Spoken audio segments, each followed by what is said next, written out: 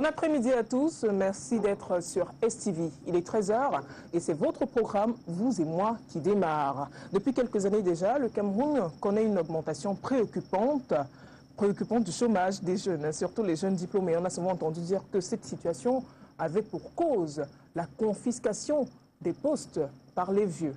Est-ce vrai? Est-ce faux? Dans tous les cas, nous allons essayer d'y voir plus clair tout au long de ce débat.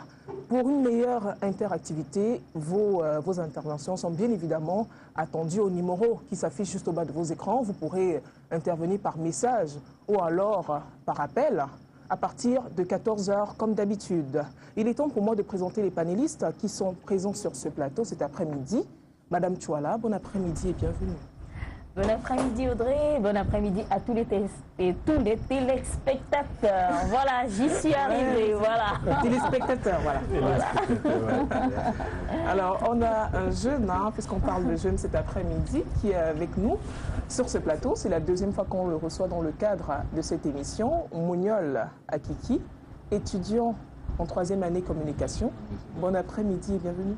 Merci Audrey, bonsoir, bon après-midi à ceux qui vont nous écouter, bien entendu. Et puis voilà, vivement que les échanges soient conviviaux. Voilà. On a M. Somo, notre consultant, qui est, qui est fidèle au rendez-vous. Merci d'être là une fois de plus. Oui, je voudrais... Bonjour déjà Audrey, bonjour à vous. Bonjour à Judith. Bonjour, monsieur Somo. Pourquoi chaque fois que je suis sur le plateau, tu me redoutes ou quoi? Oh non, certainement pas. Ça me rassure. Alors, je voudrais saluer nos chers téléspectateurs. C'est un jour exceptionnel aujourd'hui parce que nous allons parler aussi d'un problème exceptionnel parce qu'il touche l'emploi. C'est un problème extrêmement délicat. Mais avant de rentrer dans le débat, Audrey, si tu me permets... Oui. On n'est pas encore dans le débat. Oui, voilà. Je voudrais dire combien j'ai compris que c'était bien de faire cette émission. J'ai fait un déplacement sur Yaoundé cette semaine. Alors, je vous dis, depuis le départ de chez moi à Douala jusqu'à Yaoundé, c'est à peine si ceux qui me transportaient ne me disaient pas « tu ne payes pas ». Nous sommes contents par rapport à ce que vous faites à la télévision, vous débattez des thèmes importants, vous posez des problèmes de la société. Nous sommes fatigués. Tout le monde se retrouve. Tout le monde se retrouve. Nous sommes fatigués de la politique, nous sommes fatigués des histoires, mais au moins pour la première fois sur un plateau de télévision, on pose des problèmes qui font débat dans les ménages, dans les sociétés, à l'école et un peu partout. Je vous assure, j'ai été pour la première fois vraiment fier de participer à cette émission et ça m'a véritablement motivé. Pendant mon séjour à Yaoundé, en passant, j'étais très bien entretenu par quelqu'un, une amie, vraiment une amie. Oui, monsieur Somo. Armel, non, Armel Viviane. Je suis sûr qu'Armel Viviane, elle suit cette émission. J'avais promis que je lui dirais coucou aujourd'hui. Alors je lui ai dit, Armel, je suis là. C'est promesse tenue. Voilà, on va faire un coucou à Armel. Viviane. Viviane, c'est bien ça, qui est certainement en train de nous regarder. Une amie à M. Somo. Une amie. Prenez amie comme vous voulez. Voilà, toujours la bonne humeur sur ce plateau. Vous l'avez dit, tout le monde se retrouve dans les thèmes que nous abordons dans le cadre de cette émission. On parle d'amour, on parle des problèmes qui concernent pas seulement les femmes, mais les hommes et même les enfants. Je pense que tout le monde est concerné, tout le monde peut se retrouver. Voilà. Alors, avant d'entrer dans le débat, je vais rappeler quand même le thème qui nous réunit ici cet après-midi. Les vieux, entre guillemets, il ne faut pas que certains certains soient choqués. Voilà. Les vieux sont-ils un frein pour l'emploi des jeunes? C'est le thème qui nous réunit ici cet après-midi. Et je pense qu'avant d'aller plus loin dans ce débat, il serait bon, M. Somo, de définir ce que c'est qu'un jeune et un vieux dans le cadre de l'emploi. Oui, en fait, le concept, quand il est créé, il traduit toujours une réalité. Et généralement, un mot comme vieux peut prêter le flanc à une certaine incompréhension. Il y en a qui peuvent, d'une façon ou d'une autre, mal concevoir le concept de vieux, surtout si il est utilisé dans un sens suffisamment péjoratif. Péjoratif, oui. Parce que dire de quelqu'un qu'il est vieux paraît à certains égards comme une injure, comme une insulte à la limite. Et pourtant, dans l'ordre logique et naturel des choses, les hommes de science l'ont démontré, au plan physiologique, au plan biologique, l'homme naît, se développe, il grandit, puis se détruit et meurt. Il y a donc une phase de développement qui tient compte de l'âge chronologique de l'individu et qui pourrait s'appeler la vieillesse. Les psychologues ont défini, si vous voulez, ont découpé la vie d'un être humain en plusieurs étapes. Il y a la naissance. La naissance est suivie directement par l'enfance. De l'enfance vient l'adolescence. De l'adolescence vient l'adultité. De l'adultité, on va vers la vieillesse. Ce n'est qu'un processus normal. C'est un processus logique et normal. Ce qui fait que chaque individu, à un moment donné, devrait se poser la question de savoir, en ce moment de mon existence, à quel niveau je me situe. Est-ce que je suis encore un enfant? Est-ce que je suis toujours un enfant? Ou alors, est-ce que je suis déjà un adulte? Ou est-ce que je peux penser à être appelé un vieillard? Bon, voilà. Il y a tout cela donc. Le vieux, c'est cela. Le jeune, en fait, c'est quoi? Le concept jeune, quant à lui, est polysémique. Ça dépend de ce que celui qui l'évoque ressent dans son esprit. Pour éviter de créer un malentendu et choquer certains esprits, on a préféré utiliser une anecdote pour dire jeune de 7 à 77 ans. Cela reste anecdotique, il faut le dire. Parce qu'en fait, la jeunesse, ce n'est pas ça. On pourrait appeler jeunes des personnes dont la tranche d'âge chronologique se situerait entre, mettons, entre 15 et 32, 35 ans. Voilà. Dans cette tranche d'âge, on peut estimer qu'on est jeune. Passé cette tranche d'âge, on peut s'estimer déjà adulte et qu'on va déjà vers la vieillesse et il faut penser peut-être à autre chose. C'est important parce qu'avec la tranche d'âge correspond un certain type d'activité. Puisque le thème de notre débat portera sur l'emploi, il y a des emplois qu'on peut exercer à une certaine tranche d'âge. Je vais prendre par exemple le football. Si on prenait cela comme un métier, vous ne pouvez pas vous imaginer que quelqu'un qui a 40, un peu plus de 40 ans, peut jouer au football. Donc, voilà pourquoi il faudrait bien qu'on soit d'accord là-dessus. Je vais clôturer mon introduction de ça, Audrey, en disant que je souhaite que la thématique d'aujourd'hui, que nous soyons suffisamment prudents. Suffisamment prudents parce que le danger de ce thème, c'est nous voulons que ce débat soit un débat de société et jamais un débat politique. Voilà. Tout à fait. C'est pourquoi il est très important d'éviter d'évoquer ou de comprendre, pour ceux qui nous suivent, de comprendre ce problème comme si notre intention était de poser sur la table une question des politiques gouvernementales en matière d'emploi de jeunes ou des personnes qui seraient dans le fameux tube qu'on connaît et qui ne veulent pas quitter pour laisser la place aux jeunes. Nous voulons que ce soit un débat de société courtois qui se passe au sujet d'une question essentielle. Est-ce que si ceux qui peuvent être appelés vieux allaient se reposer, entre guillemets, est-ce que ça pourrait offrir plus de possibilités à ceux qui entrent? Voilà, tout simplement. La question, de toute façon, on ne parle pas de politique dans cette émission, je l'ai toujours dit. Donc, il n'est pas question de politique. Madame, tu as là quelque chose à rajouter aux explications de M. Somo? Alors, j'ai trouvé M. Somo assez explicite et très percutant. J'aime ça. Quand c'est Madame Tuala qui le dit, alors là...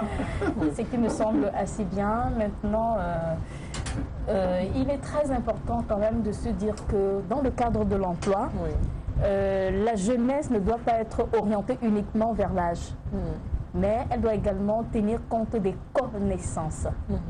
Parce que effectivement, quand on va chercher le travail, on se retrouve jeune, on se retrouve également avec des personnes d'un certain âge, mais qui ont des compétences conséquentes pour le poste à pourvoir.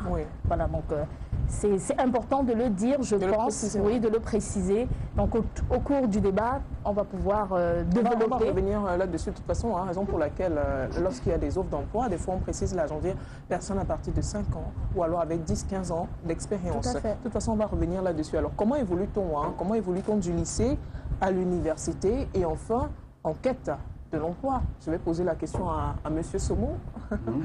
Comment évolue-t-on du lycée à l'université et enfin en quête de l'emploi? Oui, il est clair que ce problème il est classique, hein? Il faut le dire ainsi. En fait, avant d'entrer à l'école, logiquement, le jeune aspire déjà à exercer une profession. Cela veut dire en fait, sauf si on veut faire ce qu'on appelle une navigation à vue, très logiquement, avant qu'un enfant ne rentre à l'école, il a déjà élaboré ce qu'on appelle un projet professionnel. Il le fait à travers un certain nombre de fantasmes. Vous posez la question à un enfant tout petit, qu'est-ce que vous deviendrez? Il vous dit, je voudrais faire ceci, je voudrais faire cela. Et cela se reconnaît également à travers ce qu'on appelle l'activité ludique. C'est-à-dire que vous prenez votre fils à la maison à travers les jeux qu'il entreprend, à travers les activités qu'il mène. Vous pouvez déjà avoir une idée du type de profession qu'il veut exercer. Donc, au départ, il y a le projet professionnel qui naît avant l'entrée à l'école. Maintenant, dès qu'il est entré à l'école, au lycée, la filière d'études qu'il choisit, ou tout simplement, comme c'est le lycée ou le collège, la série qu'il choisit tient compte également de ce projet. Maintenant, lorsqu'il quitte, il va à l'université, bien, il y a plusieurs opportunités qui s'offrent à lui. Il peut soit choisir pour des études de très longue portée, soit des études moyennes, soit des études très courtes. Et ces études tiennent compte de la profession qu'il veut exercer. En tout état de cause, les études que l'on mène ont pour rôle d'insérer l'individu socialement, et cette insertion passe par le rôle qu'il va jouer au plan professionnel dans la société. Donc, du coup, nous pouvons donc dire qu'il n'y a pas d'école qui ait un sens s'il n'y a pas au sortir de là un emploi qui la motive. Bon, et il n'y a pas d'emploi possible s'il n'y a pas à la base une qualification que l'école ou la formation a donnée. Voilà ce que je peux dire globalement sur la question. Voilà. Comme je le disais à l'introduction, il y a un réel souci d'emploi pour les jeunes, surtout les jeunes diplômés. Ils sont nombreux là à être titulaires de diplômes, mais au chômage. C'est une situation préoccupante, je dirais même alarmante, Madame Chola. Tout à fait, c'est davantage criant parce que de plus en plus, malheureusement, ils sont diplômés, mais ils n'ont pas accès aux emplois. Alors, c'est dommage, mais cependant, j'ai envie de dire que malheureusement, ce sont des personnes qui sont victimes, mais aussi à côté de ça, il faut dire que même quand ils vont un peu jusqu'à, je veux dire, quand ils poussent jusqu'à entrer dans l'entreprise, ce qui se fait vraiment rare, il faut dire qu'il faut encore pouvoir les accepter. Ceux qui sont là ne les acceptent pas toujours. C'est-à-dire que la crainte pour ceux qui sont là, qui ne sont pas forcément nantis du même diplôme, ou alors n'ont pas les mêmes connaissances acquises à l'école, ont la crainte de sortie, la crainte de laisser la place aux personnes qui sont plus jeunes. Alors donc, la difficulté, elle est là, la difficulté d'accéder à un emploi, mais davantage, la difficulté de pouvoir entrer dans une entreprise et y rester, être accepté. Voilà. Parce que de toutes les façons, la crainte se définit par quoi? Par le fait qu'il y a des conflits il y a des conflits de génération entre ceux qui sont plus jeunes et ceux qui sont un peu plus âgés. Voilà. Alors, ce conflit, en fait, va s'orienter vers quoi? Vers les raisons que je pourrais ici donner, qui sont endogènes, c'est-à-dire qui ont trait à la compétence ou l'incompétence, voilà, et qui pourraient effectivement être lues par rapport au savoir même, au savoir-faire et même au savoir-être. Voilà, donc ces éléments sont orientés pour pouvoir justifier peut-être, mais bon, pour pouvoir expliquer les raisons endogènes. Maintenant, les raisons exogènes, je pourrais les orienter vers les conditions de travail dans lesquelles le jeune va travailler ou alors le vieux va travailler. Donc, la difficulté ne se limite pas seulement à l'extérieur, mais elle va jusque dans l'entreprise. Dans l'entreprise, voilà. Et donc, par rapport à ce fait-là, je pense une chose, c'est que la plus grosse difficulté pour les personnes qui sont là, et même pour celles qui viennent d'arriver, c'est la crainte pour l'un de prendre la place de l'autre, et pour l'autre de pouvoir finalement sortir. C'est-à-dire qu'il y a un complexe de supériorité de part et d'autre. Le complexe de supériorité par rapport aux jeunes vient du fait qu'il a des connaissances. Il estime qu'il va venir révolutionner. Voilà. Et par rapport aux vieux, enfin, entre guillemets, oui, entre guillemets, c'est le fait que lui qui a l'expérience, à côté de celui qui vient d'arriver, il estime que non, j'ai de l'expérience suffisante, de l'expérience suffisante. Il n'a rien à apprendre du jeune, parce qu'après tout, c'est un jeune. Tout à fait, voilà. Donc, du coup, ça crée un blocage parce que malheureusement, il devrait avoir de la complémentarité. Oui, tout à fait. Voilà, donc ça crée évidemment des conflits tout à fait, par la suite. Alors, Monsieur Soumou, comment en est-on arrivé à cette situation-là? Chômage massif, je veux dire, des jeunes. Non, c'est clair que dans le développement démographique normal d'un peuple, il y a des politiques, n'est-ce pas, de création d'emplois qui doivent accompagner le développement démographique. C'est-à-dire que pour une année donnée, si on estime qu'il y a 1000 jeunes qui accèdent à l'employabilité, c'est-à-dire qui remplissent les conditions nécessaires pour être employés, pour exercer une tâche ou une fonction, il faudrait qu'en même temps, les politiques qui sont mises en place soient dans le sens de créer également 1000 emplois.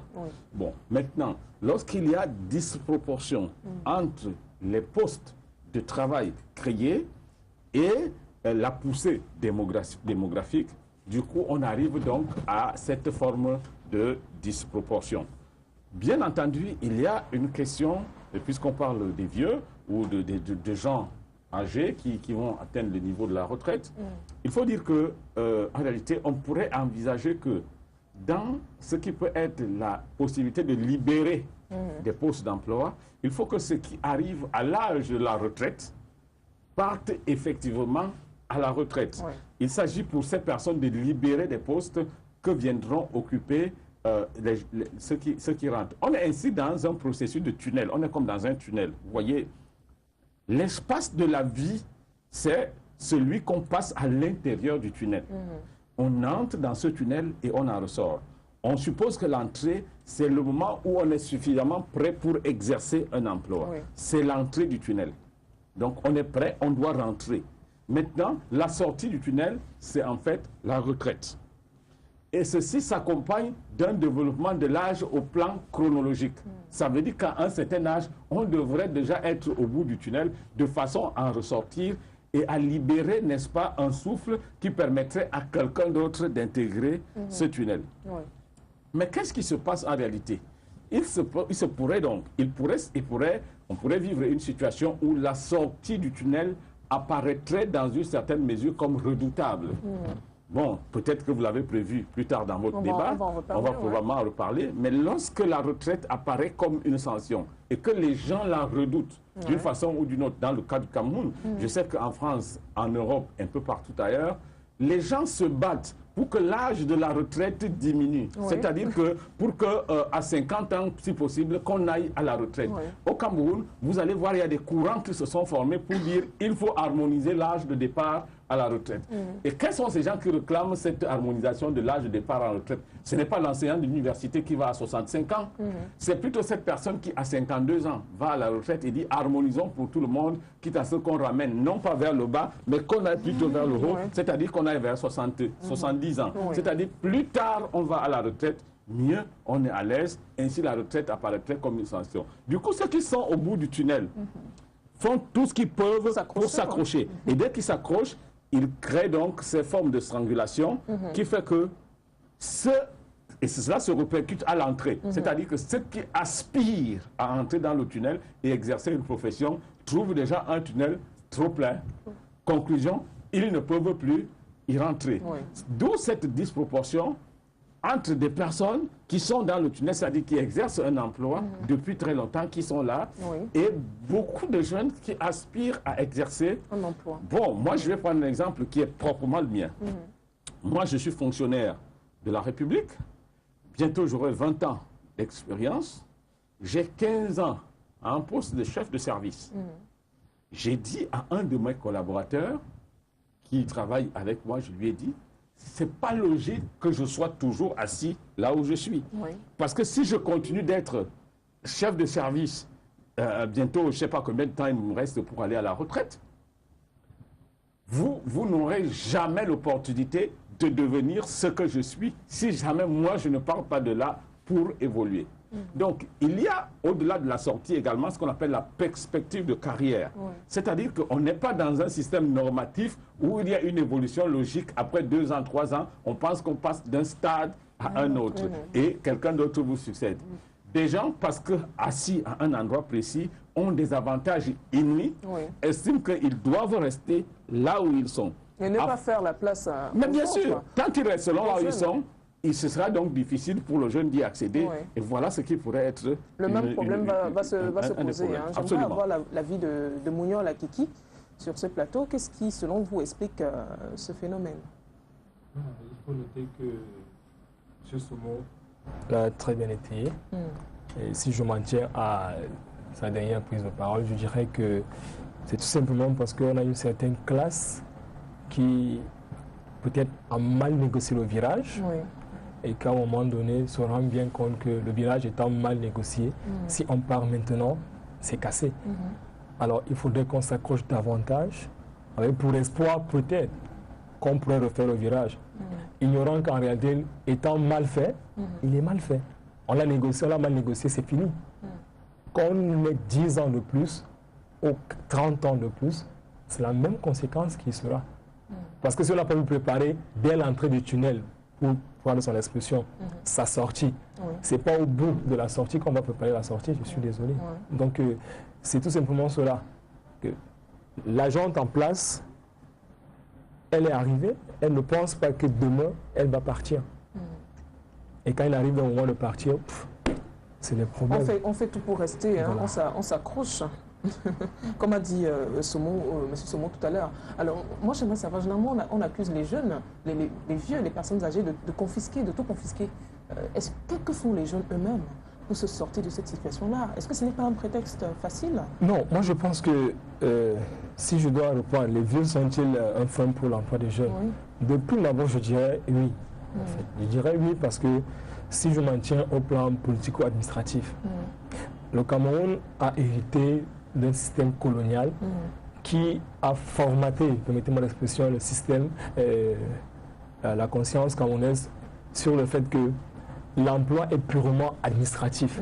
C'est-à-dire, il faudrait qu'on aille à l'école, parce qu'au sortir de l'école, on doit être directeur d'entreprise, on doit être ministre, on doit. On n'a pas pensé qu'à côté de cela, on pouvait être autre chose que l'administration centrale, en fait, ce que je voulais dire. Alors, sur ce plan-là, c'est tout à fait évident que les vieux soient un frein pour l'emploi des jeunes. Parce que tous les jeunes auront les yeux rivés vers cette administration-là, qui malheureusement n'aura pas assez de place pour tout le monde. Par contre, de l'autre côté, je dirais non, ils ne sont pas un frein pour l'emploi des jeunes, parce que l'emploi ne se situe pas exclusivement au niveau de l'administration centrale. Pardon, sur ce plateau, on a évoqué cela une fois, il y a d'autres secteurs qui doivent et peuvent intéresser les jeunes. Mais seulement ces secteurs devraient être développés, à mon sens, par soit les jeunes eux-mêmes, soit par l'administration, qui permettrait une sorte de, je veux dire, de palliatif d'emploi. Et qui doit développer ce secteur-là? On a parlé la dernière fois de l'agriculture sur ce plateau. On avait une jeune étudiante sur ce plateau qui a dit qu'elle n'a jamais pensé à travailler dans ce domaine-là. Justement, c'est où le bas blesse en fait. C'est où le bas blesse parce que justement, cette étudiante est formatée dans le système de il faut aller à l'administration centrale, seulement l'administration centrale et rien que l'administration centrale. En dehors de cela, on n'y va nulle part. Et c'est tout le danger. Parce qu'en réalité, au fur et à mesure qu'on ira dans cette logique-là, on ne marquera pas le pas. Mais tel que ça s'observe sur le terrain aujourd'hui, on peut bien comprendre que les mutations sont en train d'être faites. Et parce que les mutations se font, on se rend bien compte que la jeunesse est en train de comprendre de plus en plus que l'administration centrale n'est forcément pas la solution. La preuve, on a lancé un recrutement de 25 000 emplois. Combien ont abandonné? Ils ont abandonné pourquoi? Parce qu'au départ, on s'est dit non, c'est l'emploi qu'il faut, il faut y aller, il faut y aller. Mais aujourd'hui, quand on y est, on se rend compte que hier, quand on allait, on avait sa parcelle de maraîcher qu'on vendait par la suite, ça nous donnait plus que ce qu'on peut gagner aujourd'hui à l'administration dont on a réussi à avoir. Donc voilà, moi j'estime que sur le plan personnel, en tant que jeune, il faut, en fonction des éléments qu'on a acquis, d'après les formations, développer des activités personnelles qui pourraient être plus rentables que de penser à cette administration centrale qui, somme toute, restera bloquée. Voilà. Je voudrais juste lui faire un petit rectificatif à mon étudiant, à mon cher étudiant. dans le concept de l'administration, je préfère que vous limitiez à l'administration et non à l'administration centrale. Puisqu'il y a l'administration centrale, c'est-à-dire que dans le cadre, par exemple, d'un ministère, quand on dit l'administration centrale, on suppose ce qui se passe à Yaoundé. Et ici, ça pourrait être l'administration décentralisée.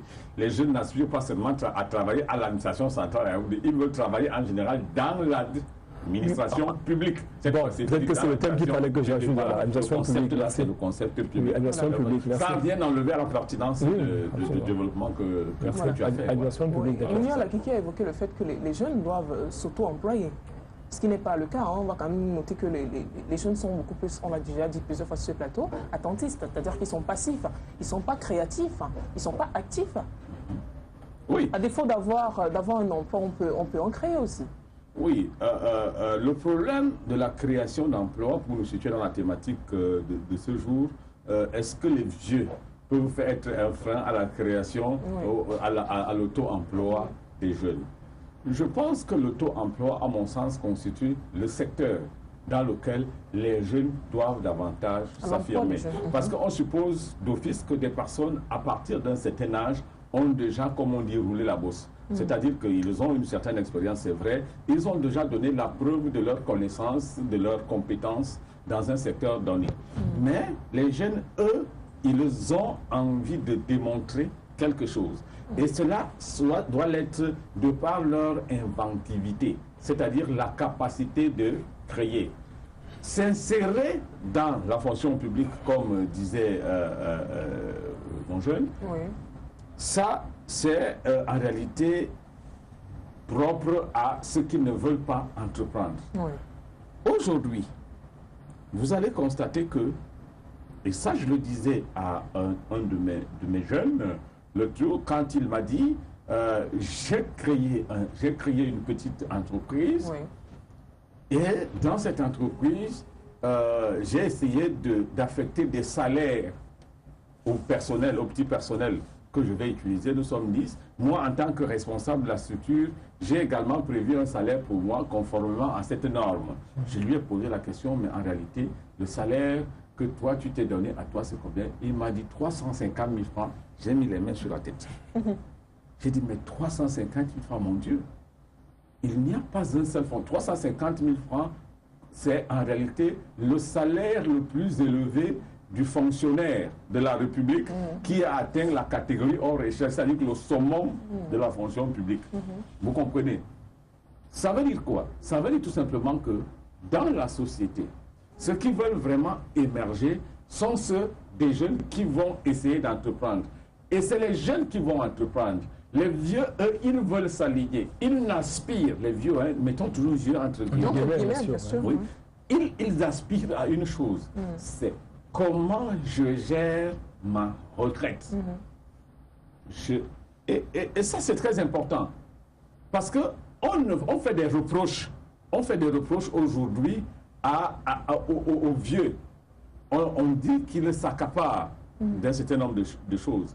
Mais en réalité, s'ils ont fermé le chemin, c'est-à-dire que c'est comme si c'était de l'eau qui venait. Si de l'eau arrive et trouve un chemin qui est tracé, s'ils trouvent que ce chemin est déjà occupé et c'est saturé, qu'est-ce que vous faites? C'est frayer un chemin. Vous frayez un chemin, vous cherchez un contournement, une voie de contournement. Si les jeunes, si la jeunesse constitue un frein, pardon, si les vieux constituent un frein, une embûche ou je ne sais pas moi, ils ennuient, ils empêchent et ils ne permettent pas aux jeunes de se développer véritablement. Mais il faut chercher des voies de contournement. Et ces voies de contournement, c'est quoi? C'est la création des possibilités d'emploi. Ne pas rester là à attendre. Ne pas rester à attendre et dire j'attends. Le jour où il ira à la retraite, c'est ce jour-là où moi je pourrais... Non, à ce moment, et ce jour-là, le risque de arriver, ou alors ça va arriver parce qu'au cas où l'expérience a montré que les vieux, ils ont la peau dure, hein. Bouge pas. Ça. Madame Tchola? Oui, en fait, ce que j'ai envie de dire, c'est que les politiques d'éducation, même à la base, devraient pouvoir se déployer dans le sens d'encourager les jeunes à penser création. Parce qu'en fait, dans la formation du jeune, on dit, bon voilà, quand tu auras un bac plus toi, je dis vraiment n'importe quoi, dans tel domaine, normalement tu aspires à être cadre d'entreprise, voilà, dans tel secteur. Voilà, c'est-à-dire à aucun moment donné, on oriente le jeune hein, dans l'éducation tel qu'il pourrait arriver qu'il s'auto-emploie. Alors, par rapport à ça, le jeune, quand il sort de l'université et qu'il n'a pas d'emploi, il est complètement dépaysé. Même s'il faille effectivement qu'il s'oriente, comme vous avez dit tout à l'heure, vers la création de l'entreprise, il ne connaît pas. Il ne sait pas comment s'y prendre. C'est-à-dire, il n'est pas passé par une formation voilà, qui lui permet de, voilà, d'être, enfin, permettez-moi l'expression, d'être suffisamment outillé pour mettre sur pied une entreprise. Parce qu'une entreprise, ça ne se crée pas comme ça. Il faut être formé dans l'entrepreneuriat. Alors, du jour au lendemain, lui qui est sorti avec son diplôme, qui cogne à toutes les portes et que finalement, il n'a pas accès, il est dépaysé. Est-ce que c'est la faute de ceux qui sont déjà en entreprise, c'est-à-dire les vieux? Je pense que non. Non, je pense plutôt que, j'ai pas envie de dire la faute, mais j'ai envie de dire, ça émane de la responsabilité de l'éducation. Qui à aucun moment donné n'a pensé que ces jeunes que nous formons ne vont pas aller en administration, comme vous avez dit tantôt. Il y a un manque hein, de politique hein, adéquate sur l'emploi des jeunes. Tout à fait. Moi, c'est ce que je pense. Et donc, du coup, les jeunes, malheureusement, sont versés dans comment est-ce que je pourrais dire ça, dans l'ignorance, dans la désorientation. Mais c'est vrai aussi qu'à côté de ça, aujourd'hui, avec le Fonds national de l'emploi, parce qu'il faut encore qu'ils le sachent. Les jeunes ne savent pas toujours vers où s'orienter. Après avoir raté l'entrée dans telle ou telle entreprise, ils ne savent toujours pas vers où s'orienter. Mais avec le Fonds national de l'emploi et le PIASI, ça se développe aujourd'hui, les formations. Les formations qui permettent effectivement aux jeunes de pouvoir s'auto-employer. Voilà, c'est-à-dire comment est-ce qu'on entreprend dans la société et pouvoir se mettre à son propre compte. Mais en dehors de ça, j'estime que quand on a déjà un niveau de licence, je dis vraiment n'importe quoi, ou bien en master, il faut pouvoir développer autour de soi la vision de son avenir. Et qui dit vision de son avenir ne dit pas forcément être employé dans telle ou telle entreprise. Mais c'est travailler autour des projets. Parce que, effectivement, s'il faut créer son entreprise, il faut passer par une base, celle de pouvoir travailler autour d'un projet qui pourra se réaliser. Et ça, il faut y penser assez tôt. Hein. En réalité, on prépare son avenir à partir du lycée. C'est pas qu'on a obtenu sa licence. Absolument. C'est pour cela que j'ai parlé effectivement des politiques d'éducation. C'est pas les politiques d'éducation et c'est d'autant plus important qu'il faut davantage le souligner pour dire que j'insiste encore sur ce fait. La politique d'éducation que nous connaissons aujourd'hui est une politique qui n'a rien à voir avec la réalité sociologique qui nous entoure. C'est-à-dire, quand elle a été mise en place, elle a été pensée parce qu'il fallait former des cadres qui allaient remplacer, dans une certaine mesure, les colons qui étaient en train de partir. Et c'est cette logique-là qui a été perpétuée, qui continue d'être perpétuée en fait. Or, on se rend bien compte qu'aujourd'hui, il y a une volonté de migration. Et cette volonté de migration fait état de ce qu'on pense beaucoup plus des enseignements professionnels aujourd'hui. Ce n'est pas un fait de hasard. Ce n'est pas un fait de hasard justement parce que ces enseignements professionnels devraient venir répondre à la question de qu'est-ce que le jeune est à même de faire après sa formation. Ce nouveau système qui est en train de mise en place est un système qui n'a rien à voir avec le système francophone, permettez-moi l'expression, qui nous a régi aujourd'hui. Parce que j'ai envie de penser que le système qui nous régit est un système qui est purement francophone. Et aujourd'hui, on tend vers le système anglo-saxon qui promeut le développement de soi par soi-même. Et non d'attendre que M. Saumon, parce qu'il est là, j'attends qu'un jour, quand il va partir, j'aspire. Non. Qu'est-ce que moi je peux faire pour ne pas penser à son siège, mais plutôt avoir un autre siège à côté qui pourrait me permettre à moi de me développer et de vivre aussi aisément que possible. C'est un peu vers où on va maintenant. Je crois qu'il y a quand même une adéquation de deux facteurs. C'est-à-dire, en même temps, nous demandons aux jeunes, n'est-ce pas, de forcer les portes, de s'auto-employer, de créer, de prendre des initiatives.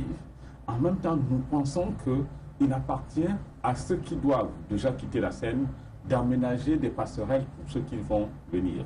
Et du coup, on se pose donc la question de savoir, ceux qui sont des aînés, qu'est-ce qu'ils font concrètement pour que les jeunes puissent trouver à côté d'eux un certain nombre de facilités. Madame Touana a dit tout à l'heure, moi je ne suis pas dans une entreprise privée, moi je suis dans l'administration publique, mais les mêmes problèmes, c'est les mêmes problèmes, hein, que ce soit chez le privé ou chez le public. L'impression qui se dégage globalement, c'est celle qui consiste à faire comme si, quand on est parti, il faut que le monde s'écroule. C'est l'impression qui se dégage. C'est-à-dire que vous verrez très difficilement quelqu'un qui, de son C'est l'esprit qui règne même dans les entreprises en général, hein, M. Saumon. Effectivement, c'est-à-dire que quelqu'un essaie de créer, d'impersonnaliser en quelque sorte la structure ou bien la fonction à laquelle il appartient. Il voudrait la personnaliser autant que faire ce jeu. Donc une fois parti, tout s'écroule. Avec cela et que tout s'écroule. C'est vrai, c'est cela qu'il faut faire. C'est-à-dire que les deux parties, chacun à son niveau, doit prendre ses responsabilités. Lors de mon dernier voyage, de mon dernier déplacement, j'ai discuté avec quelqu'un qui m'a dit des choses véritablement importantes. Ce n'est pas de la politique, mais en réalité, quand on regarde certains États en Afrique, on se rend compte que cette relève a radicalement commencé. C'est-à-dire que vous allez au Sénégal, par exemple, vous allez constater que les responsabilités au plus haut niveau sont occupées par des personnes dont la moyenne âge se situe autour de 35 ans. 35 ans, c'est-à-dire c'est relativement jeune, à comparer à la scène camerounaise où c'est pratiquement des grabataires qui sont... qui sont aux affaires. Et le drame, il est là, c'est-à-dire que dans une forme de pouce-pouce, toi le responsable, moi le responsable, vous avez même au plan politique des gens qui vous disent « Ah, lui, il doit partir ». C'est-à-dire que quelqu'un qui a 75 ans dit à celui qui a 77 ans « Toi, tu dois partir ». Quand il dit « Toi, tu dois partir », mais attends, lui, il ne part pas de la position où il est, mais il dit à l'autre « Toi, tu dois partir ». Bon. Ah ben non, je n'ai rien dit. Nous ne faisons pas de politique. Bien sûr, on l'a dit sur ce plateau. Je n'appelle personne. Je parle de personne. Je veux dire que au plan globalement parlant, il faudrait que ce soit une action concertée entre des jeunes, n'est-ce pas, qui mûrissent, mais qui ont suffisamment d'initiative, et des vieux ou des partants qui en même temps créent des conditions pour que les jeunes progressivement arrivent à s'insérer. Le Fonds national de l'emploi, puisque c'est la structure à laquelle vous avez fait allusion tout à l'heure, certes a fait énormément de choses pour les jeunes au Cameroun dans le cadre de leur insertion. Mais il me semble qu'au regard de la poussée démographique de nos populations, que le Fonds national de l'emploi devienne tout simplement une goutte d'eau dans un océan. En réalité, il faut oser un peu plus. Regardez ces politiques qui se passent en France. Lorsque ce type qui est au pouvoir en France, qui est venu, qui a laissé passer le mariage pour tous, là, comment il s'appelle le président français? Le président français, on le Oui, ben c'est lui qui a laissé passer le mariage pour tous. C'est pourquoi nous ne l'aimons pas. Mais nous l'aimons aussi parce que quelque part, il a créé des emplois nouveaux. Beaucoup d'emplois nouveaux qui, en réalité, dans le cas de l'inversion du chômage, a essayé de récupérer certains emplois qui étaient jadis occupés par les négros, comme on les appelait. C'est-à-dire que garder les vieillards, langer les personnes d'un certain âge dans les morts et tout cela. Aujourd'hui, on a arrangé tous ces emplois qui sont devenus des emplois comme les autres et on y a inséré une masse infinie de Français. C'est ces initiatives qui doivent être prises pour soutenir ce que le Fonds national de l'emploi, je veux parler d'une politique beaucoup plus globale d'insertion de jeunes. Ça, c'est très important. Mais qui doit prendre ces politiques? C'est malheureusement des personnes âgées qui, en réalité, ne réfléchissent pas dans ce sens-là, réfléchissent dans le sens de la confiscation. Comment faire pour conserver les positions stratégiques que nous occupons en ce moment. Après nous, c'est le déluge. On a même l'impression, on a envie de se demander, est-ce qu'il y a une conscience nationale? C'est-à-dire que, est-ce qu'on sait qu'en réalité, l'État est au-dessus des individus et qu'en réalité, une fois parti, il faut bien que l'État continue de vivre. Il faut que la société en elle continue de vivre. C'est la question qu'on est tenté de se poser là au regard des attitudes de certaines personnes en réalité qui ne font rien pour que les jeunes un jour puissent prendre la relève dans ce pays. Voilà, Madame Tchola a évoqué un problème important tout à l'heure. Elle a parlé de l'information. Les jeunes ne sont pas informés et on va même dire ne veulent pas s'informer. Parce qu'il y a des offres d'emploi qui paraissent dans des journaux chaque semaine. Mais combien de jeunes lisent les journaux? Il y a ce problème-là aussi. Les jeunes aujourd'hui, quand tu vois un jeune sur Internet, c'est pour Facebook, par exemple, même si je suis aussi. Il est en train de chatter. Et autre chose. Ou alors la jeunesse, aujourd'hui, c'est les bars, c'est la drogue, c'est l'alcool. Les jeunes ne s'informent pas, les jeunes ne cherchent pas. C'est pour ça qu'à un moment donné, on pense que les jeunes sont attentifs, ils ne font rien. Ils se contentent de dire qu'au Cameroun, il n'y a pas d'emploi. C'est pour ça qu'on parle des fois de prétexte. Est-ce que ce n'est pas un prétexte? Est-ce que ce n'est pas une excuse facile? Qu'est-ce que vous faites? Est-ce que vous vous informez? En fait, c'est... Aujourd'hui, quand on parle de jeunesse au Cameroun, c'est les bars, c'est l'alcool, oui, c'est tout ce qu'il y a de négatif. En fait, c'est que cette jeunesse, malheureusement, se veut encore celle-là qui se cherche une nouvelle identité, désormais. Elle se cherche une nouvelle identité parce que hier, on a cru à l'administration publique, M. Simon vous avait dit, voilà, on a cru à l'administration publique qui, malheureusement, ne peut pas tous nous contenir. Aujourd'hui, il faut se refaire une nouvelle idée. Oui. Et malheureusement, c'est le courage de se refaire cette idée-là qui nous manque. Oui. Parce que, eh bien, de signifier, Madame Tchola, vous sortez de l'université avec une licence en, je vais dire n'importe quoi, littérature négro-africaine. Arrêtez. Qu'est-ce que vous pouvez bien faire d'autre sur le terrain si vous n'avez pas eu une connaissance parallèle qui vous prédispose à créer par vous-même? Maintenant, il va falloir que vous développiez vous-même vos atouts de relationnel et surtout de vouloir avoir l'information pour aller vers ceux-là qui peuvent vous donner des éléments qui vous permettent de vous frayer un nouveau chemin, sinon de vous faire une nouvelle identité. Parce que justement, l'identité d'hier était que après ma licence en littérature négro-africaine, peut-être que je serais récupéré au ministère des Arts et de la Culture comme traducteur, je ne sais pas trop. Et puis, aujourd'hui, le ministère de la Culture est tellement petit qu'il ne peut pas contenir tous ceux-là qui ont la licence que j'ai. Alors, comme il ne peut pas me contenir, je croise les bras et j'attends qu'un jour la manne tombe du ciel. Non. C'est la recherche d'une identité nouvelle qui pose tout ce problème. Alors, pour noyer tout cela, on va faire un petit boulot là derrière le chez-soi qui nous donne 5 000 francs. Alors, on va s'éclater dans un bar. Je dis bon, en même temps, ça nous permet de passer le temps. Mais le temps, il passe très vite. Il passe très vite. Et au moment où on se rendra compte, j'ai envie de dire que ce sera peut-être trop tard. Oui, Madame Tchola, on a souvent dit que les jeunes doivent assurer la relève. Mais pensez-vous que ces jeunes-là soient vraiment préparés justement à assurer cette relève-là? Je suis vraiment désolée de pouvoir dire que c'est mal parti. C'est mal parti. Pourquoi? Parce que la base a été faussée. Que ce soit partir de l'éducation même, dans la cellule familiale, pour arriver dans l'éducation même en milieu scolaire, c'est-à-dire que l'éducation qui est donnée par les enseignants, ou alors même la société qui est censée compléter le... Ma crainte est grande, elle est même très très grande. Parce que vu l'orientation des jeunes aujourd'hui, parlons du cadre vraiment le plus basique, qui est la politesse. Parce que de toutes les façons, si on aspire à devenir quelqu'un, il y a un minimum, il y a des valeurs qui sont importantes.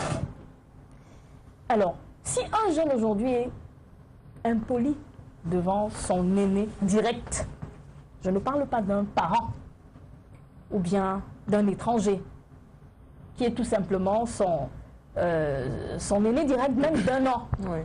S'il est incapable de lui dire « s'il te plaît » ou alors « excuse-moi », on ne peut pas espérer qu'il le fasse avec monsieur lambda qui n'a rien à voir avec sa famille. Du coup, je pense que Les parents en sont responsables. Mais bon, on ne se limitera pas seulement aux parents.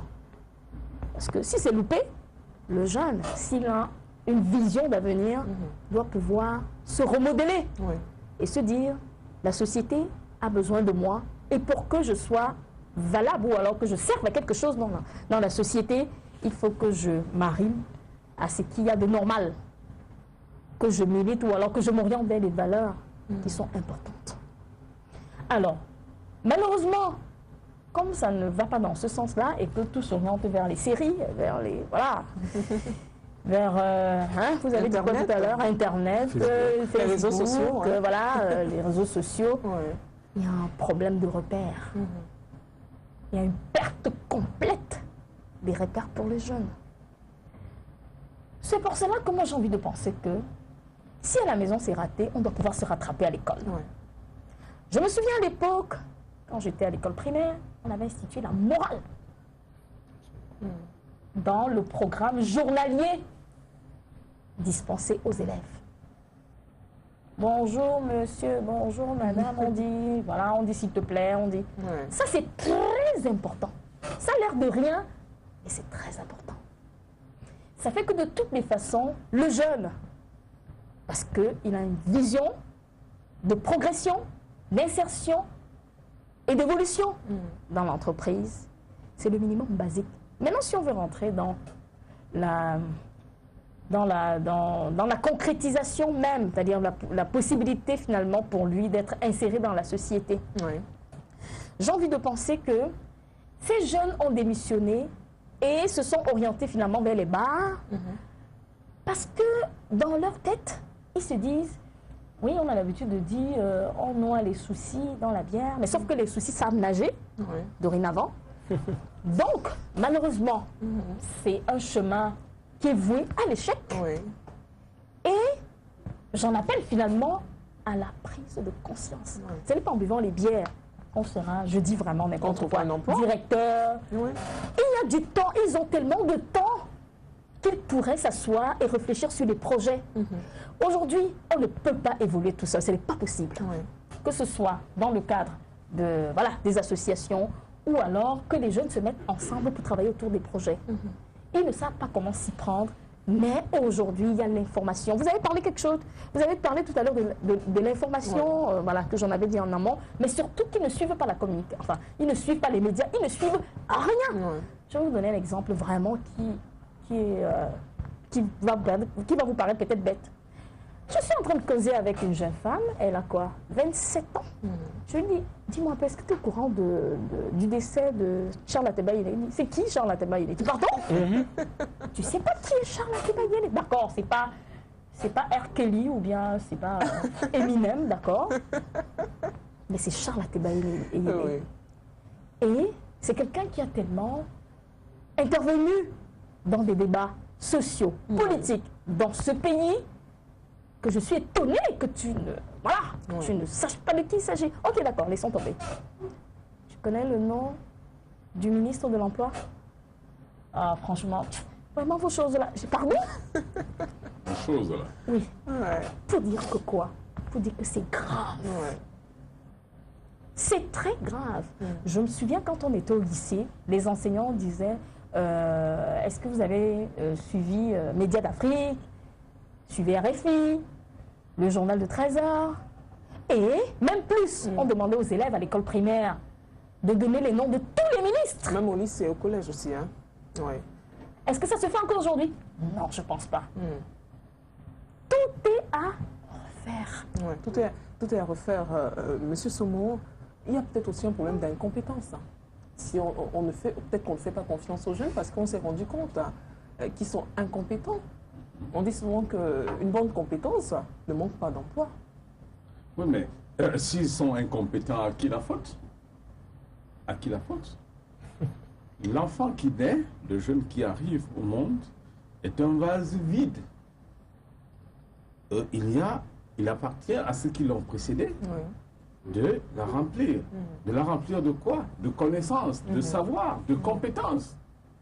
D'où la responsabilité de ceux qui partent et que nous appelons ici abusivement les vieux.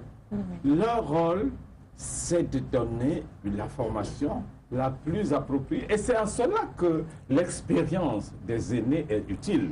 L'expérience des aînés doit servir à former des jeunes qui puissent prendre le relais en toute assurance.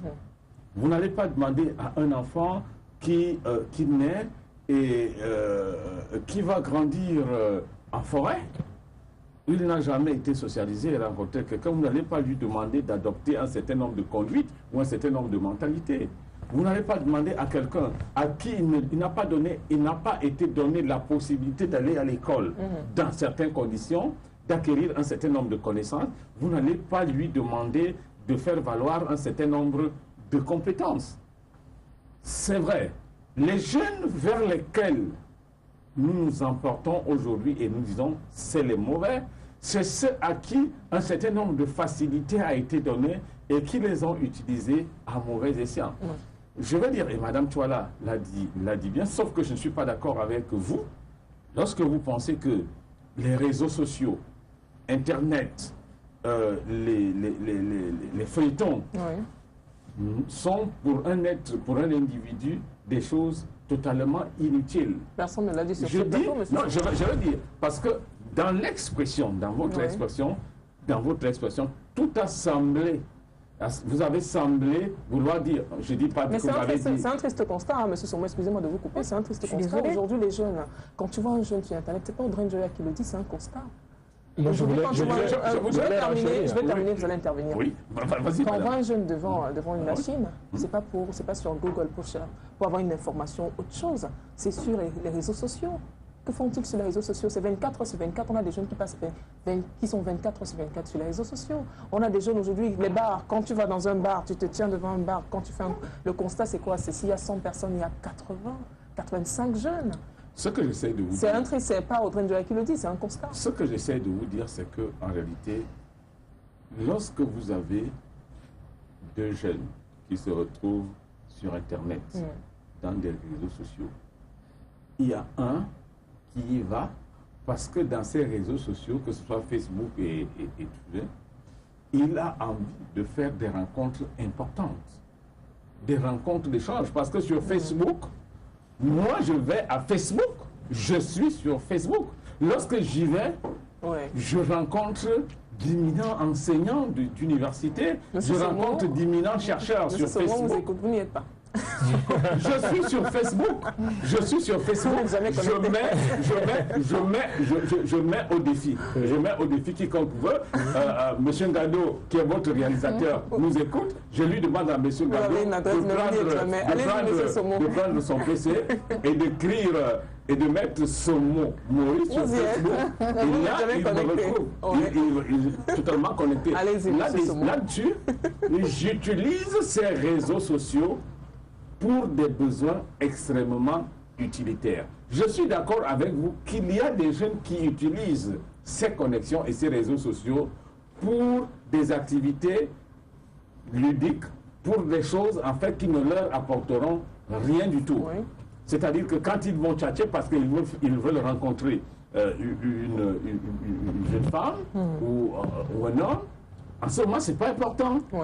Mais s'ils y vont, parce que ces réseaux sociaux ont également des choses intéressantes.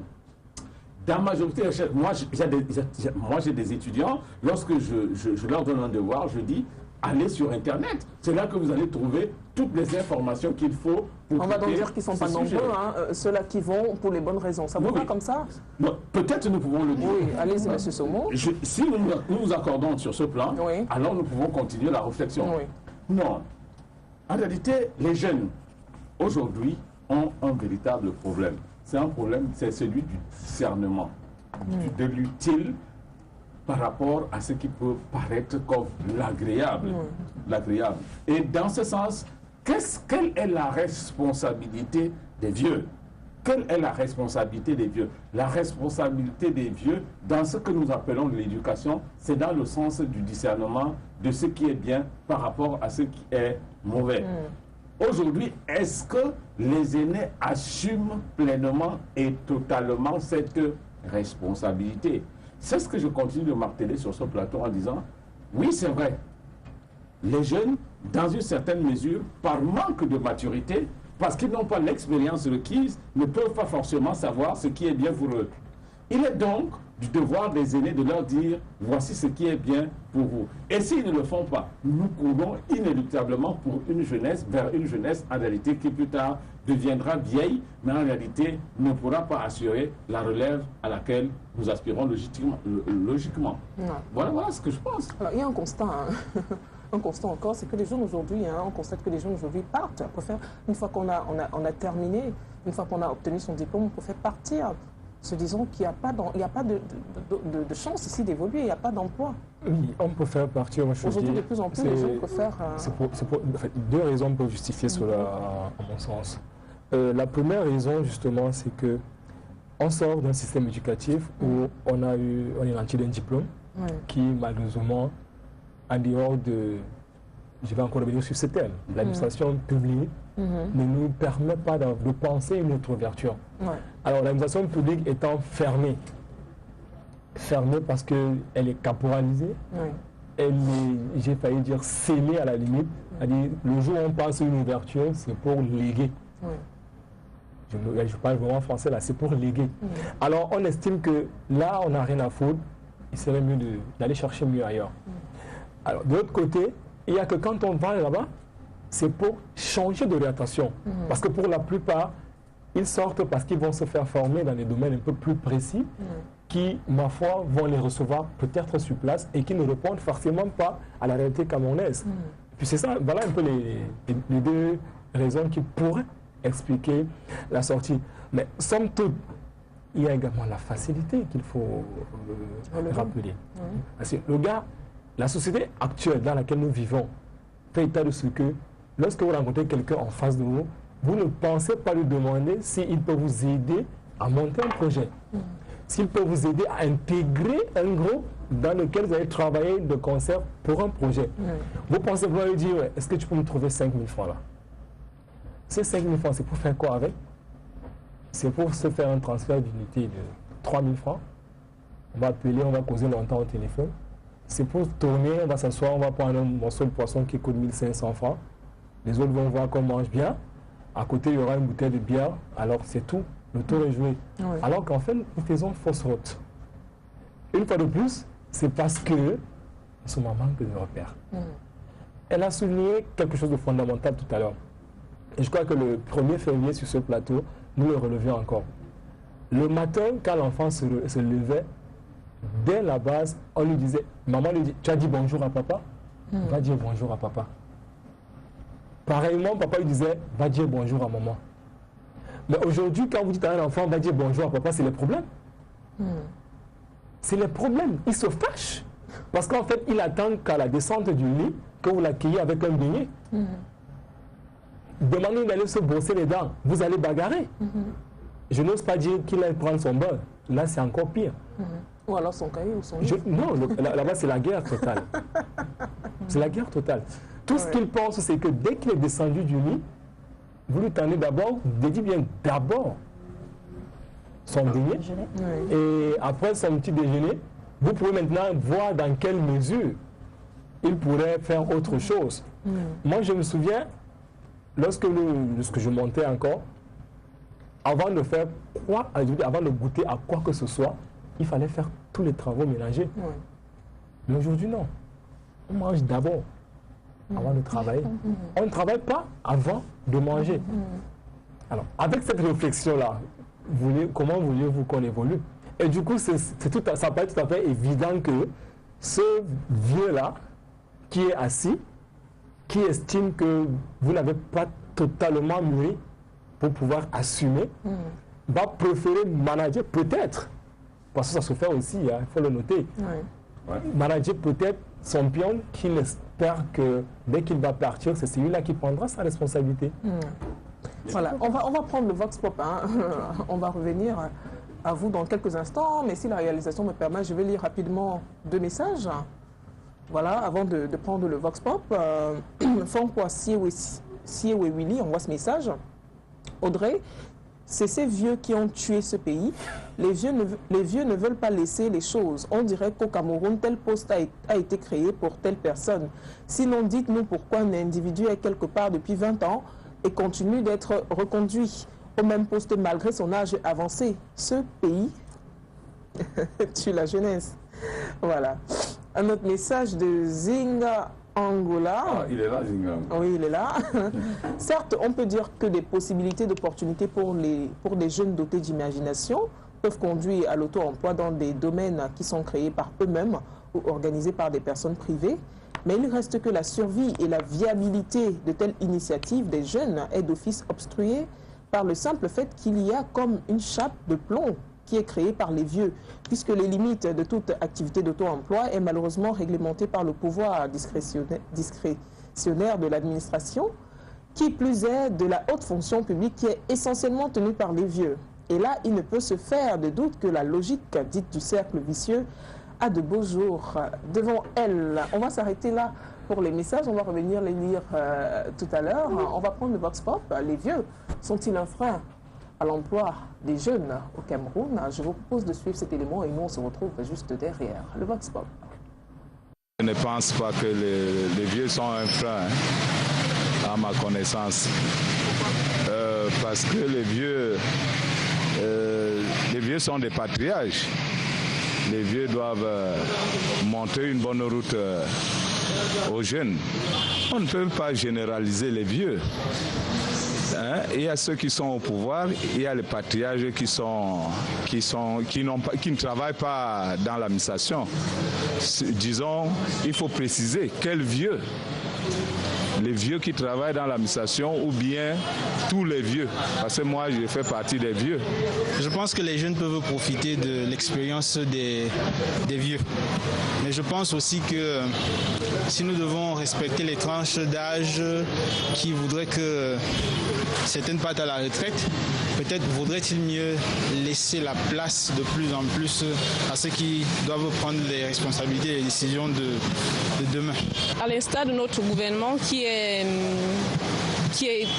constitué en majorité de vieux, dont les jeunes ne sont pas encouragés. On ne fait pas la promotion des jeunes au Cameroun. Au contraire, le pays tue les jeunes, comme l'autre a dit. Les vieux sont déjà dans leur vieillesse. Les jeunes sont en train de vieillir. Je ne vois pas en quoi les vieux vont freiner. Ah ouais, je comprends. Ouais. Les vieux sont un frein. Plus quand l'âge de la retraite, c'est 55 ans. Quand le président, qui est aussi vieux, prolonge encore 5 ans. Alors, ça freine la jeunesse. Ça veut dire que nous allons vieillir aussi sans avoir la chance même de travailler. C'est un régime, c'est un système. Les vieux ont tout fait pour que les jeunes n'avancent pas. Donc les jeunes doivent avancer d'eux-mêmes. Ils ne doivent pas compter sur les vieux parce que les vieux ont décidé que personne ne va avancer. Ils sont là. Vous n'avez qu'à voir le président du Sénat, le doyen d'âge du Sénat, il a quel âge? Il va manger l'argent qui travaille à la camp. La foutaise là. Ils ont sacrifié toute la jeunesse pour eux-mêmes. On va faire des célébrations à hauteur des milliards. Où est la part des jeunes dans ça? Il n'y a pas. Ils font tout pour qu'on soit toujours au bas de l'échelle. Comme ça, tous les jours, ils viennent à la maison et disent « Papa, j'ai ceci, j'ai tel problème. Papa, on va dormir dans telle maison. » Quel est le jeune qui a le projet de construire aujourd'hui? Il n'y en a pas. Parce qu'ils ont tout pris pour eux. Même la procédure, même pour avoir seulement le mètre carré, c'est pas facile. Donc les vieux, en somme, ont tout confisqué. Ils ne veulent même pas libérer. Il faudra les bousculer même pour qu'ils libèrent. Si on les bouscule, ils ne vont jamais libérer. La Russie, c'est dans l'esprit. Par exemple, je prends mon cas. Je n'ai pas forcément quelqu'un qui me dit « fais comme ça ». Mais je suis top dans mon esprit. Je sais que je suis capable de le faire avec ou sans quelqu'un. Je suis très compétente, très enthousiaste. Parce que je sais que Dieu est ma source. Donc je ne pense pas que si tu veux que quelqu'un soit un frein pour toi, il sera un frein pour toi. Les vieux, c'est déjà un frein pour l'emploi des jeunes au Cameroun. Pourquoi? Bon, déjà parce que les vieux, comme un artiste a dit, ne lâchent pas prise. Au Cameroun, on ne connaît pas la retraite. La retraite, c'est comme si c'est une défaite pour un vieux. Donc, les vieux n'ont pas... Chez eux, le repos, pour eux, c'est inutile. Ils doivent travailler jusqu'à la fin de leur vie. Du coup, c'est un frein, parce que si les gens ne pensent pas à la relève, c'est que... C'est vraiment un frein. Oui, c'est qu'il y a un gros problème. Les vieux sont un frein pour l'emploi des jeunes. Je m'explique. quand vous voyez la vague, la génération née dans les années 60, on appelle ça une génération sacrifiée. Parce que quand vous regardez le planning aujourd'hui concernant nous les jeunes, cette vague-là n'a pas prospéré. Donc, cette génération a eu à fréquenter pour ne rien faire. Quand je dis pour ne rien faire, c'est quoi? Nous avions déposé des dossiers pour pouvoir postuler à un service. Mais malheureusement, rien. Pourquoi?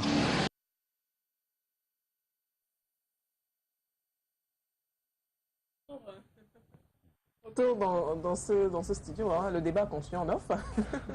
Une réaction par rapport à cet élément que l'on vient de suivre. Madame Chouala, ensuite Monsieur Songo. Oui, en fait, je me suis bien aperçue au sortir du vote spot que voilà, tout le monde va dans l'esprit de les vieux ont confisqué les postes et tout, et qu'il n'y a pas d'espoir. Je pense qu'il y a un espoir. Oui. Il y a une dame qui a dit quelque chose qui m'a beaucoup plu. Oui. C'est de dire que personne ne peut constituer un frein pour elle. Pour l'autre, oui. Voilà, donc, parce qu'elle est compétente, elle a dit qu'elle est très compétente, elle est sûre d'elle. Tout à fait, ça c'est très important. Parce que si les jeunes doutent de leurs compétences et estiment que, voilà... On a des préjugés dans la tête. Oui, effectivement, avec des préjugés dans la tête, on ne peut pas avancer. Même dans le cadre de se retrouver et travailler autour d'un projet, quand on est limité dans son esprit et qu'on a un complexe d'infériorité, forcément, ça n'ouvre aucune porte. Aucune porte, ouais. Il y a quelqu'un qui a dit qu'il faudrait bousculer. Hein. C'est, entre guillemets, c'est vieux là. Il faudrait les bousculer. Il ne faut justement pas les bousculer, Audrey, puisqu'il y a de la place pour tous, en réalité. Aujourd'hui, ceux qui pensent que les vieux occupent leur place ont tort. Les vieux sont à leur place là où ils sont. Et les jeunes sont là. Non pas parce qu'ils doivent bousculer les vieux, mais parce qu'ils doivent se créer une place à côté des vieux. C'est cette philosophie qu'il faut intégrer. Et je suis je suis d'accord, particulièrement pour la première fois probablement avec Madame Voilà. J'y crois pas. Par rapport à ce qu'elle dit, la notion de compétence est fondamentale. Quand on est compétent, on finit toujours par se frayer un chemin. Oui, on dit souvent comme bon joueur ne manque pas d'équipe. Hein. C'est vrai en plus. Et par ailleurs, je vais vous dire quelque chose qui va sûrement vous amuser, c'est que quand on dit les vieux, probablement ils ne sont pas à leur place et qu'ils doivent déjà partir. C'est-à-dire que dans une administration, dans une entreprise, sortez une note de service qui dit « Ok, bientôt, il y a un certain nombre de vieux qui sont devenus pratiquement des rouleaux d'étranglement pour l'entreprise. Il va falloir s'en débarrasser le plus rapidement possible. Vous sortez une note comme ça, vous balancez dans une entreprise. Le constat que vous allez faire, c'est que chacun va essayer de regarder à droite et regarder à gauche pour savoir de qui parle. Vous comprenez? Ça veut dire que chacun essaie de... Parce que personne, en réalité, ne s'accepte comme vieux. Donc, quelqu'un qui soit en train d'arriver en situation d'improductivité au sein d'une structure. Chacun, au plan psychologique, s'intègre comme un maillon indispensable, fondamental et indispensable au sein de l'entreprise. C'est pourquoi, au-delà de ce que les individus pensent qu'ils sont pour l'État, pour la société, pour l'entreprise, il faudrait que la structure elle-même mette sur pied des mécanismes qui font que de façon automatique, que soient décelées des personnes dont la productivité au sein de la structure est devenue sujet à quelques doutes. Et du coup, que ces personnes puissent être éliminées par elles-mêmes. Dans le cas d'une forme d'ego personnel, d'une forme d'ego, c'est difficile. C'est difficile. Est-ce qu'on a quelqu'un en ligne? Allô? Bonjour. Oui, bonjour monsieur. Qui appelle depuis la France. C'est qui, Zingangula? J'espère que vous êtes... C'est Zingangula qui appelle depuis la France. Bon après-midi et bienvenue. On vous écoute, Zingangula. Monsieur, mon cher frère. Peut-être je vais ajouter quelque chose par rapport à ce qui s'est dit déjà à l'instant sur le plateau. Je vois M. Soro qui est très souriant. Voilà. Alors, je pense qu'on peut donner une extension à notre thème de ce jour, hein, puisqu'en affinant les raisonnements, on peut implicitement être amené à soulever la conséquence qui découle de l'inamovibilité de certains vieux affaires et qui dominent.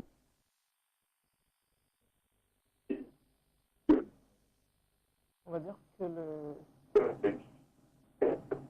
on ne l'entend plus. On ne sait pas ce qui se passe. Zingangula. Est-ce qu'il est encore en ligne? Zingangula?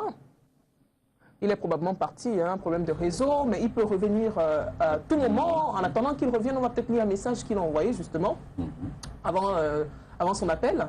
Je suis d'accord avec celui qui, dans le Vox Pop, fait remarquer que l'impact des vieux, c'est-à-dire ceux-là qu'on désigne plus prosaïquement par seniors et personnes du troisième âge, vient du fait même que l'administration, que ce soit chez nous au Cameroun ou dans les pays occidentaux, est structurée de sorte que c'est la haute fonction publique prime, prime sur presque tout.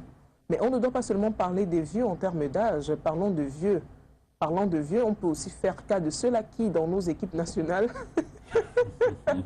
c'est pas de ça qu'il est question, mais bon, je vais quand même terminer son message. Parlant de vieux, on peut aussi faire cas de ceux-là qui, dans notre équipe nationale, s'éternisent et empêchent aux jeunes talents de s'exprimer sportivement. Il y a justement eu une polémique cette semaine. On va pas en parler parce que ça peut être retenu comme dans le cadre d'un procès, monsieur Zingangula. Moi, je pense qu'il dit quelque chose de fort dans son message. Parce que l'administration qui nous régit aujourd'hui part d'un système purement religieux, en fait. C'est-à-dire, c'est le catholicisme, permettez-moi l'expression, qui met en place ces administrations. Pour le cas de notre pays, on sait bien que quand ils arrivaient, ils sont venus par la voie de l'Église pour fonder ce pouvoir. En fait, ce système fait en sorte que tout part du haut pour s'appliquer sur le bas. Et du coup, ceux qui sont en bas estiment à un moment donné qu'il faut absolument attendre de ceux-là qui sont au sommet. Sinon, on ne peut rien produire. Par contre, ça c'est le système francophone malheureusement. Par contre, le système anglophone ou alors anglo-saxon, mais non, c'est chacun qui se cherche. Et je pense que c'est vers où il fallait tendre la jeunesse camerounaise. Que chacun arrive à se chercher pour pouvoir se frayer son chemin. Et je m'allie également en vrai avec cette concitoyenne qui dit « Personne ne peut se mettre au travers de mon chemin. » Parce que personne ne peut se constituer un homme blocus pour moi. Je suis sûr de mes compétences, je sais ce que je peux faire. Et puis, par tous les moyens, j'y parviendrai. Et je crois que c'est seulement à ce moment que la jeunesse pourra se retrouver et pourra se retrouver et pourra se frayer son chemin. C'est-à-dire qu'on sorte un peu de... J'attends que je passe au concours de lyrique, j'attends que M. Somo parte de là pour que je prenne son siège. Non. En fait, ça prendra du temps pour arriver. D'accord. Est-ce qu'on a quelqu'un en ligne? C'est Zingangula qui revient ou bien? Allô? Oui, allô, c'est Zingangula qui est de retour. On vous écoute.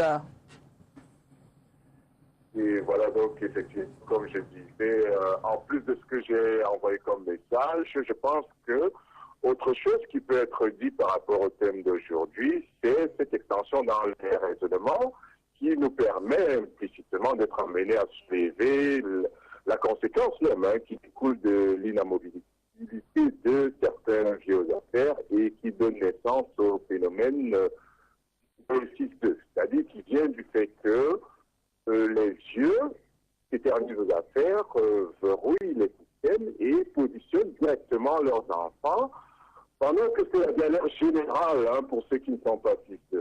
Et pour terminer, je pense que le thème d'aujourd'hui trouve également ses applications dans un pays comme la Belgique, puisqu'il est très d'actualité quand même en cette période préélectorale en raison du cas de ces parlementaires qui ne vont malheureusement pas se représenter, mais qui ont imposé dans pratiquement toutes les listes leurs enfants, parfois 2 à 3 enfants, et bien que ce n'est pas seulement au Cameroun que le cas est visible.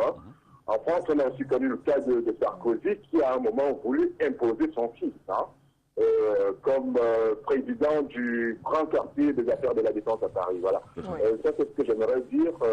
Et puis, qu'est-ce que je souhaitais? Très bonne fin de débat aussi. Hein? Très bon après-midi. Au revoir. Hein? Merci. Merci, Sylvain Goula. Merci. Il a dit quelque chose de fort. Hein? Oui. Il a dit quelque chose de fort et de suffisamment pertinent, n'est-ce pas? Oui. Dans le cadre de nos débats, on comprend effectivement que cette forme et un concept approprié. Le fait de vouloir que ce soit sa personne qui occupe une certaine responsabilité. C'est Boudjé qui parle de cela, c'est vrai que je vous dis. En fait, ça c'est vraiment, il a mis là le doigt sur ce qui pourrait être un frein, n'est-ce pas, à l'émergence de la jeunesse. Et les vieux sont à 100% responsables de cette situation. C'est-à-dire qu'ils ont créé ce qu'on pourrait appeler une forme de psychose auprès des jeunes qui en réalité sont en crise relationnelle. Oui. C'est-à-dire qu'à partir du moment où je n'ai personne pour me porter, pour m'amener vers, pour me supporter, pour me faire émerger, je ne suis plus rien dans la société. Ma compétence n'est rien. C'est-à-dire que cela est si dramatique qu'il va jusqu'à annihiler la force de la compétence. C'est-à-dire qu'un individu se dit, dès lors que, quelle que soit votre compétence, si vous n'êtes pas porté dans ce que vous voulez faire par quelqu'un, en fait, vous n'êtes rien, conforme à l'anecdote camerounaise, vous êtes quelqu'un derrière quelqu'un qui est quelqu'un. En réalité, quand ce n'est pas cela, forcément, ce qui se passe, c'est quoi? C'est que la majorité des jeunes aujourd'hui se croisent les bras, ceux qui tout au moins savent qu'ils n'ont personne pour porter leurs aspirations. Qui n'appartiennent à aucun lobby. Bon, il y a des lobbies de plusieurs autres, c'est vrai. Ceux qui n'y appartiennent pas ne feront absolument rien. C'est très dangereux, c'est véritablement le danger de la société. Et là, les jeunes ne sont pas responsables, c'est beaucoup plus les plus anciens pour être polis dans l'expression. Vu qu'on tire vers la fin, quels peuvent être les effets du chômage ou alors du sous-emploi chez les jeunes? Allô? On va prendre le téléspectateur. Allô? Allô? Oui, bonsoir. Oui, bonsoir, madame. Comment vous appelez? Alice, nous parlons. D'accord, vous nous appelez d'où? Oui, communication n'est pas bonne. Ok, on vous écoute, allez-y. Est-ce qu'il est toujours en ligne, le téléspectateur? Problème de réseau, il est parti. Alors, on va évoluer en attendant qu'il revienne. Il peut évidemment revenir en appelant au numéro qui s'affiche au bas de son écran, le numéro qu'il a formulé tout à l'heure. Alors, Monsieur Somo, quels peuvent être les effets du chômage ou du sous-emploi chez les jeunes? Vous faites bien de faire cette distinction. Le chômage, le sous-emploi, c'est des concepts peut-être que nous n'allons pas développer suffisamment aujourd'hui. Disons, en réalité, la première conséquence est une crise au plan économique, au plan moral, au plan spirituel. C'est une crise à tout point de vue. C'est-à-dire que l'individu qui ne peut pas accéder à un emploi est totalement ou se sent totalement inutile pour sa société.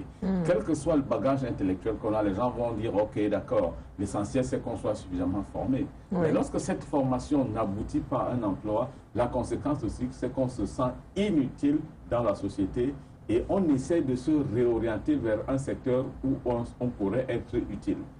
Voilà. Lorsque vous avez parlé tout à l'heure des jeunes qui se retrouvent dans les bars et autres endroits, en fait, ils y vont parce qu'ayant réalisé le caractère inutile de leur vie, en fait, sombrent dans la débauche et tout cela. Bon, bien sûr, on va dire c'est le désespoir. Oui, c'est le désespoir, si tu veux, mais on va dire, ok, ils auraient dû ne pas y aller, il faut persévérer. Mais non, lorsque cela prend une attitude, lorsque cela prend une proportion tel qu'il n'y a aucune opportunité, aucune ouverture possible, ça devient davantage contraignant. Parce que, et là c'est pour citer le défunt Ateba, lorsqu'on est sous l'emprise de certaines loges, et que sous aucun prétexte, on sent qu'on ne peut pas adhérer à ces loges, forcément, on sent qu'on ne pourra plus rien dans la vie. Qu'est-ce qui reste en ce moment? C'est le désespoir. Si c'est seulement par là et par là seulement qu'il faut passer pour émerger dans la société, eh bien, on ne peut pas. La conséquence logique est, comme vous l'avez dit, le désespoir, mais c'est le sentiment d'être inutile totalement dans la société, avec pour conséquence la destruction totale d'une société sapée à la base, parce que, comme l'a dit l'autre, la jeunesse est quand même ce qui constitue la base de la société. Madame Chola. Oui, je vais vous surprendre. Parce qu'en fait, j'ai plutôt deux approches en termes de conséquences du chômage. La conséquence positive aujourd'hui, du fait qu'il y ait un taux de chômage assez élevé, c'est que ça a créé deux types d'emplois. L'église? Non. Ah, d'accord, quoi ça? Les mototaxis et les callbox. Oui. Seigneur. Seigneur. J'explique. Vous avez fini de niveler notre société. On va permettre qu'elle s'explique. Si vous permettez... Je ne voulais pas vous engraisser. Non, on va permettre qu'elle termine. Si vous permettez, monsieur Somo, allez-y, madame. C'est positif, pourquoi? Parce que moi, ça permet que les jeunes sortent le matin et rentrent avec 1000 francs ou 2000. Et ça évite qu'ils restent permanemment dans les bars ou alors que les jeunes filles, finalement, développent la prostitution.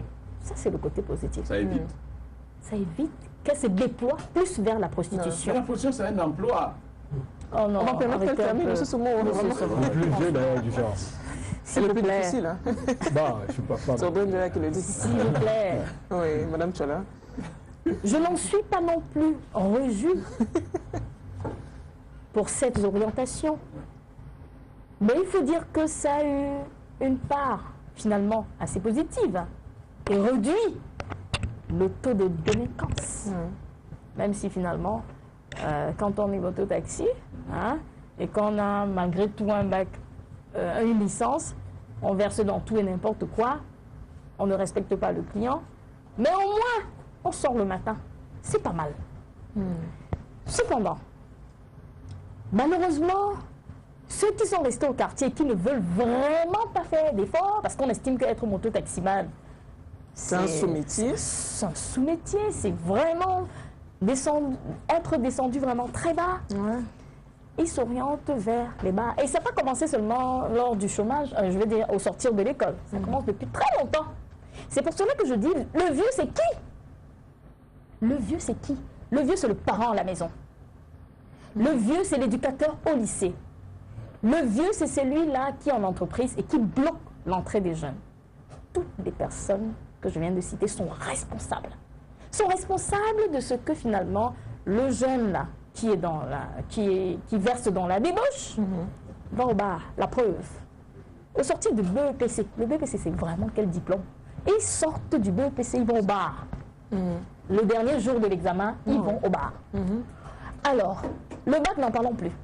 Du coup, je pense que le chômage oriente vers tout ce qu'il y a de négatif. Mais la responsabilité, c'est celle des encadreurs, des parents, mais aussi de ceux qui ont confisqué finalement les postes en entreprise.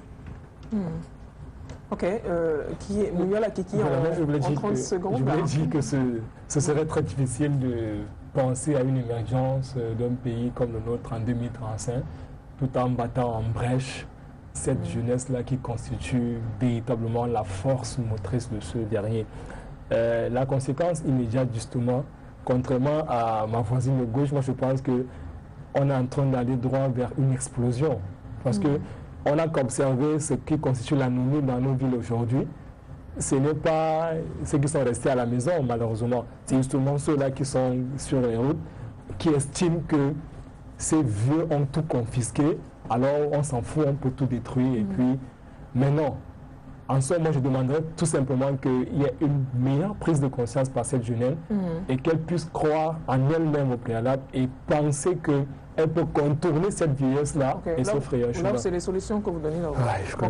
On va lire rapidement un message avant de conclure cette émission. C'est Ruben Francis qui envoie ce message. Il est là, il est toujours là. Salut, je suis un fidèle auditeur, téléspectateur de l'émission, vous et moi, dont vous êtes la présentatrice. Je suis intervenue une fois, bien sûr, vous intervenez tout le temps. Je tenais par ailleurs à saluer vos prestations qui sont assez remarquables. Merci beaucoup, Ruben Francis. On commence, dans notre message de Ruben Francis toujours, on commence à travailler très tard et la retraite arrive trop tôt au Cameroun.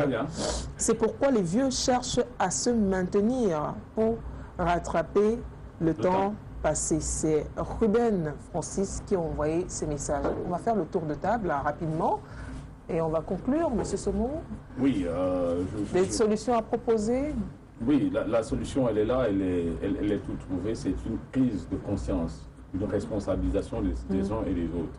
Pour les jeunes, savoir qu'ils peuvent frayer un chemin si jamais ils trouvent que les jeunes embêtent ou qu'ils constituent des embûches, n'est-ce pas, pour leur éclosion.